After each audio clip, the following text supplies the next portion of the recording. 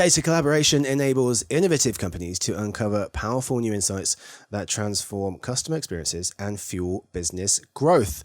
With LiveRamp, marketers get the industry's only interoperable platform for data collaboration across every cloud, walled garden, and media platform. Learn more at liveramp.com. No longer will any one party be able to just get all of the data, put it in one single database, and do whatever they want with it.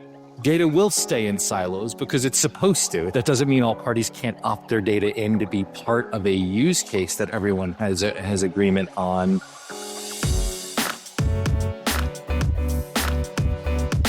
Hey gang, it's Thursday, December 19th. Max, Matt, and listeners, welcome to the Buying Numbers Daily, a new marketer podcast made possible by LiveRamp. I'm Marcus. Today I'm joined by two folks. Let's meet them. We start with our senior analyst who covers everything digital advertising and media. He is based in Philly. It's Max Willens. How's it going, Marcus? Hello. And also joining us is LiveRamp's Vice President of Product. He's based in the Seattle area. It's Matt Karasik. Hey, Marcus. Happy to be here. Hey, fella. I'm glad you're here with me and Max for today's episodes. First, before we get to the content, we start with a speed intro to get to know our guests a little better. So let's do it. 1 minute on the clock. That comes from Victoria, who edits the show. Let's do it, gents. So, Matt, I'll start with you. You just told me that you're based in the Seattle area, but where are you from? I grew up outside of the Philadelphia area in New Jersey. Oh, okay. Very nice. What took you over? I met my wife in Bermuda, and she is from the area, and here we are. Very nice, very nice. Not a bad place to be. Max, you are based in Philly, so where Matt started, but you're originally from? New York City. Yes, indeed. Matt, what do you do in a sentence?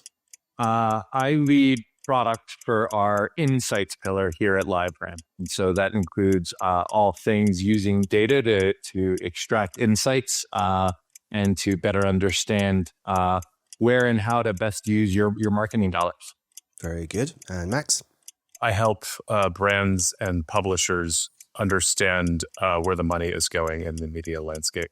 Very nice. Matt, back to you. What is your morning drink? Coffee. How'd you take it?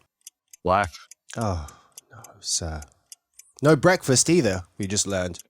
No breakfast. I make my French press. I recently upgraded my lifestyle significantly. I went from hand grinding my beans to an electric grinder. I have easily shaved off 12 minutes per morning. It's glorious. Welcome to the future, sir. And Max, how about you? Black coffee is the correct answer, Marcus, for those of you keeping score. I also drink as much of it as I can carry upstairs to my office. I should swap grinder notes with Matt offline because I had one a couple of years ago and it died on me, and I'm trying to get back into it because I currently use a spice grinder, and I know that that's not really what you're supposed to do for French press, but I have a crude hacked together system that I use, but I should also enter this future too. So I got you, Max. I'm a week and a half into my new toy, and I couldn't more highly recommend it. So I'll pass it on. The golden age. Awesome. We'll talk more offline. The correct answer was instant coffee with too much cream and an unsocially acceptable amount of sugar. Matt, if you had to move, if somehow, for some reason, I'm not going to ask why, but you were kicked out of the Seattle area, where would you go? At the moment, ski season just started, so I'm going to say interior British Columbia. There you go. Well played. Max, how about you? That guy knows his skiing. I moved to London. I love London. Yes! Although that's based on a pre-Brexit bias perception of the place. So that's also fair. I'd get there and go, you know what? Just kidding. I'm going back. I will stay in the airport until I figure something out. Who knows? Happy to be wrong. Sorry to everyone I know that lives in England right now. It is, yeah. It's fair. How close we are to other countries is a huge selling point of coming to the UK. So that's a fair answer. All right, gents. Very nice. These are the two guests we have for today's episodes. Thank you, gents, for being here. Let's go to the fact of the day quickly before we move to the main episode. Today's fact: how long did Notre Dame take to build? So Notre Dame is the French Gothic cathedral in heart of Paris. Any guesses, Matt? How long do you think that took to put together? 10 years. I want to say 200. Did you build it? How do you know this? That's insane. I remembered from when I was a kid, we did European history, and I remember finding out that some of those cathedrals took literally hundreds of years to build, and it stuck with me to this day. I just said 7, Matt, so you're not too far off what I think most people who didn't remember this from school would have guessed.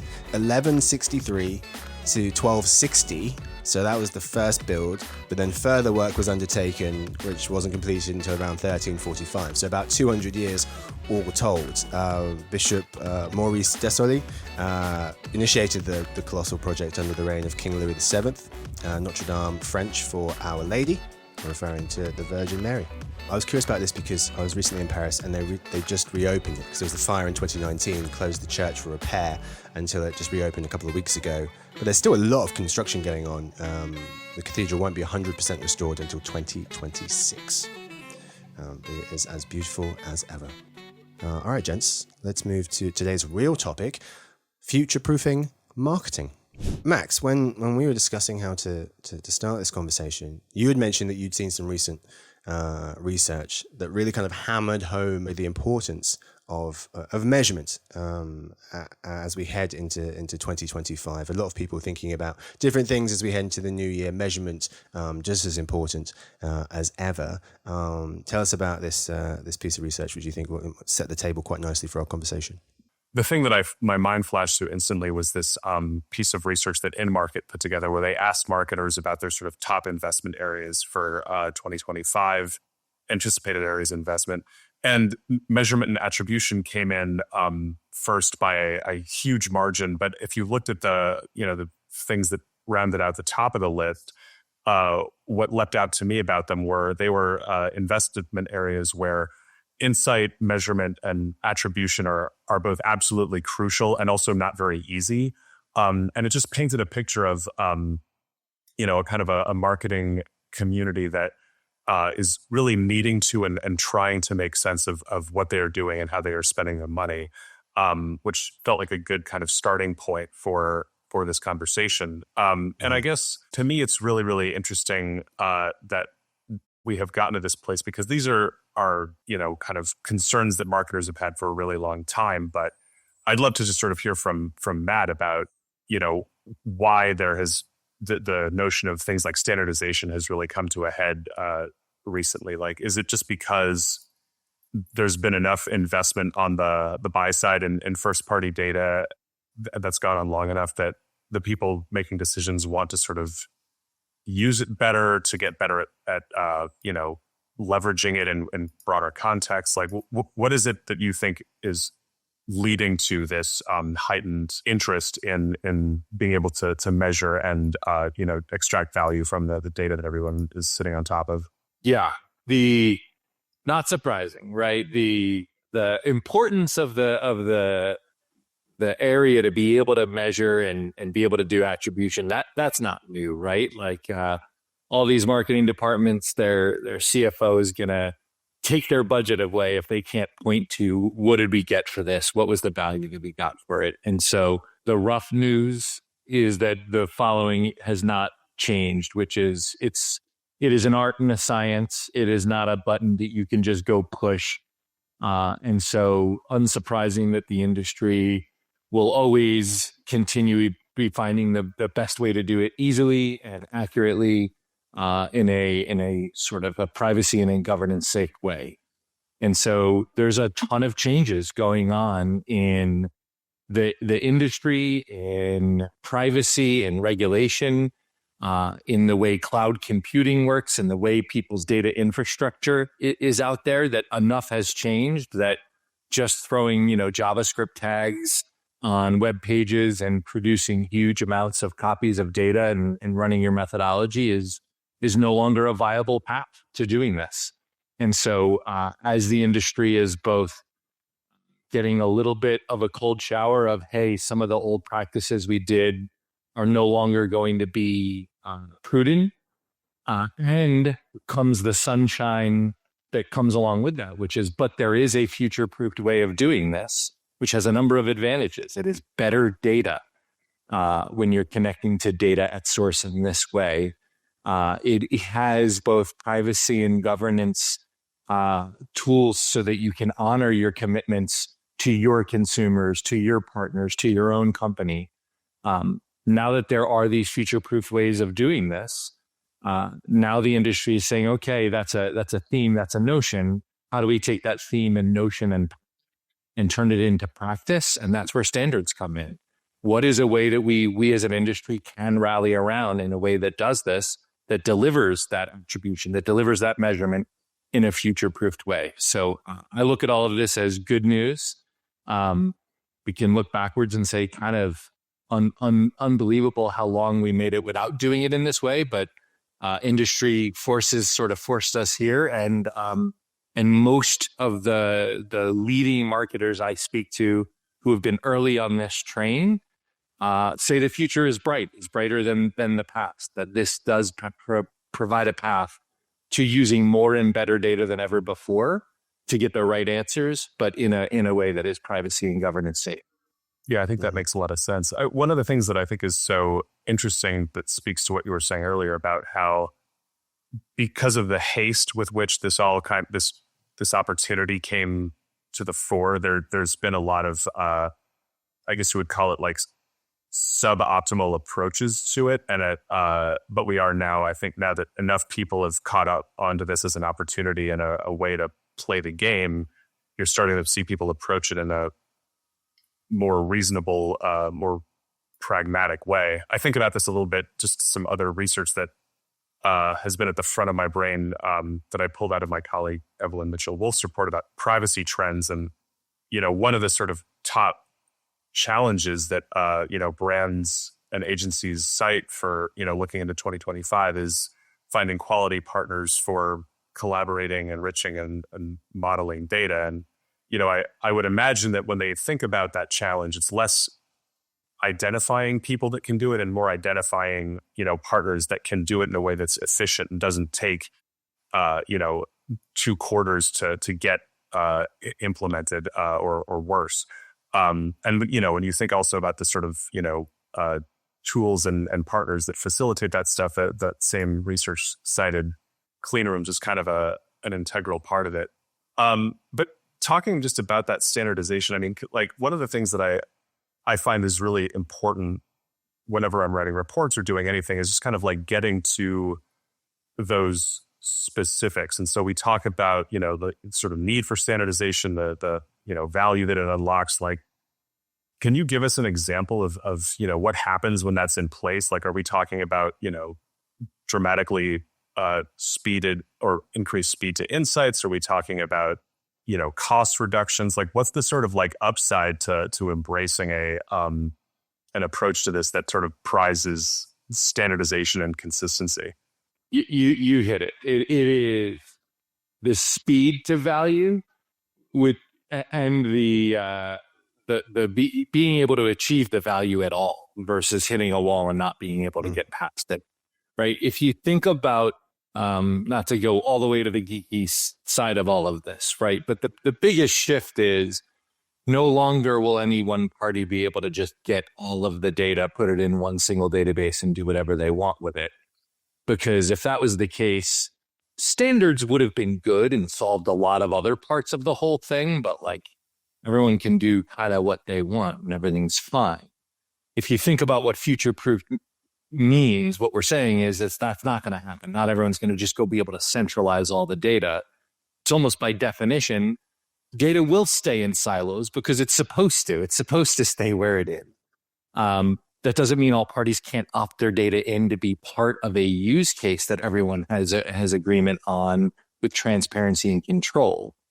But if that's the case, then and data is going to stay in siloed, and by siloed we mean it could be in different clouds and different formats and different schemas and different technologies, then the only way to go to a marketing team, let alone in the Fortune 50, what about the Fortune 500 or 5,000, and say, given that all of those things can be different, we're either going to say that, and therefore you better bring an army of technologists, analysts, lawyers, privacy teams, or we're going to deliver them a standard so that we could say, this has already been done. There are already, you won't be alone in paving a new way. This is already the way the industry is accepting to do this. And it does remove the barriers and remove the friction that takes so long. So you asked for an example. I'll give you the simplest one that I know of, which is just legal contracts in paper, right? Hey, if I am a media company and I want to let a marketer do measurement on using my data for their campaign, there's data rights that go along with that most media companies would say, hey, I'm going to need this marketer to agree to some standard data terms. My privacy and legal department demands it. Well, you could imagine if every single collaboration between every given marketer and every given media company is now a new, legal negotiation. That just doesn't scale. So us being able to go and say, hey, all of the media side, here are the kinds of things that you all have in common. Can we get you all to chime in on a set of language that covers sort of everything? And hey, marketer, when you come in this, here is what all the media companies are going to ask you for. And being able to take that whole process. And once we get people to agree to and buy into standards, then, how far can we go? Let's remove the human element part of it. Can we make it such that, okay, the way you're going to do this is by accessing analytics that only run in a clean room.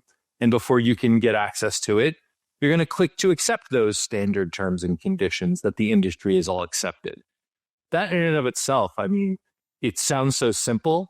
I'm telling you, it is calls, emails, red lines, removing from the process, which I have watched, slow things down or block things for weeks, months, or even quarters. And so that is one example. And that's got to be just crazy making for everybody involved, right? One of the things that is, leaps out at me when I look at my own coverage area is just watching the, programmatic budgets migrate into, walled gardens. And when everybody sort of understands implicitly that you have to basically transition into what I would call like the open-ish web, which is a situation where you have a coterie of partners that, you can work with to either whether it's maximize the value of your audience or, hunt for optimal results and driving growth.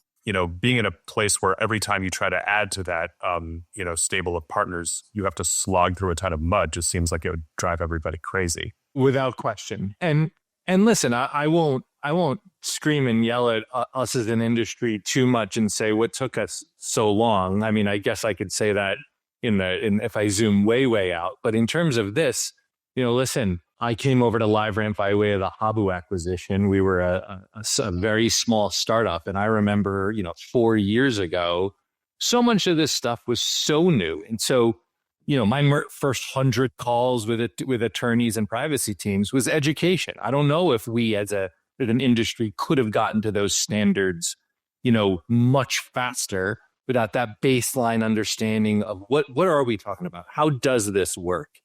What are these tools and guardrails and why is there a technical guarantee that X and Y and Z can't happen and we don't need that in a contract? So I don't know if we could have gotten here much faster, but the time is now to capitalize on what we have learned, on how far the technology has advanced, and how we have enough examples of real companies doing this at scale in the market that we are now able to achieve these standards, with contracts just being one example.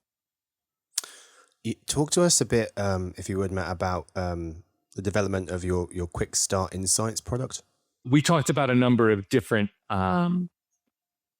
things that are getting standardized out there, but one of them is what should the actual analytics be? What types of outputs are we trying to get out there?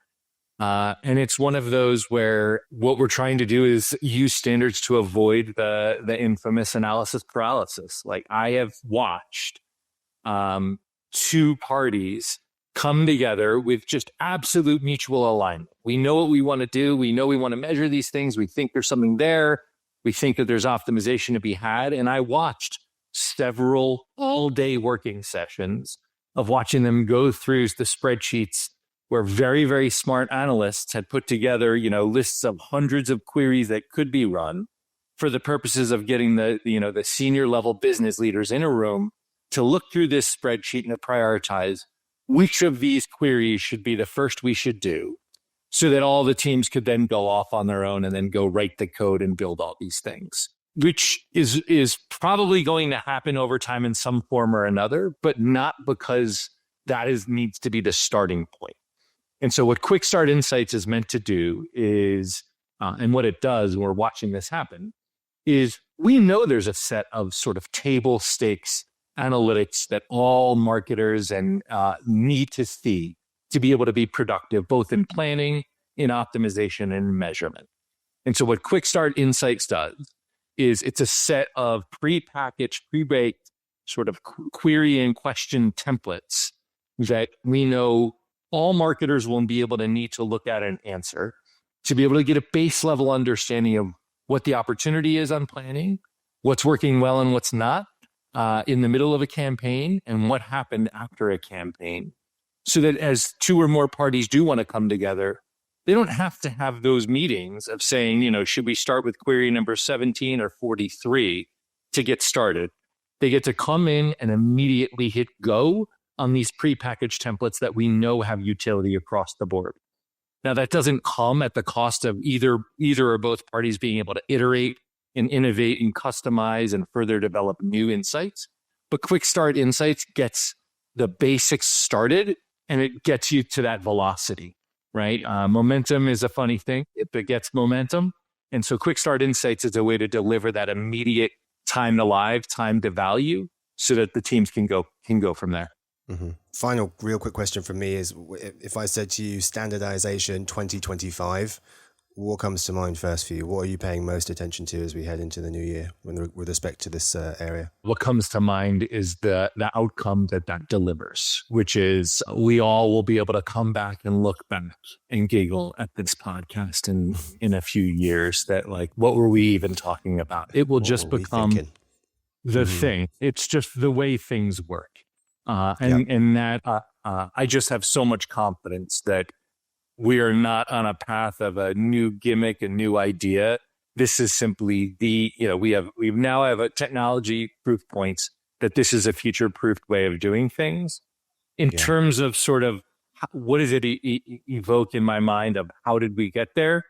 It was standardization of technology and architecture, standardization of data, standardization of methodology, and then standardization of the legal pieces of it. It's those four come together, and the identity piece. It's those five together deliver what that outcome is ultimately, which is this is just the way people do things, and no one will even remember that this was a new thing at all. It will just be the thing. Yeah, I really like that. There's so many remember when we used to moments. Remember we used to carry a CD player around with us? Literally a CD player. You'd have to hold it flat because the Discman, you couldn't do it sideways. Anyway, that's what we've got time for today's episode. Matt, Max, thank you guys so much for hanging out with me today. Thank you first to Max. Always a pleasure, Marcus. Thank you. Yes, sir. Thank you to Matt. Thank you so much, Marcus. This is great. Yes, sir. And thanks to the whole editing crew, Victoria, Lance, John, and Danny, and Stuart, who runs the team. Sophie does our social media. Thanks to everyone for listening in. We hope to see you tomorrow for the Behind the Numbers Weekly Listen, a marketer podcast made possible by LiveRamp.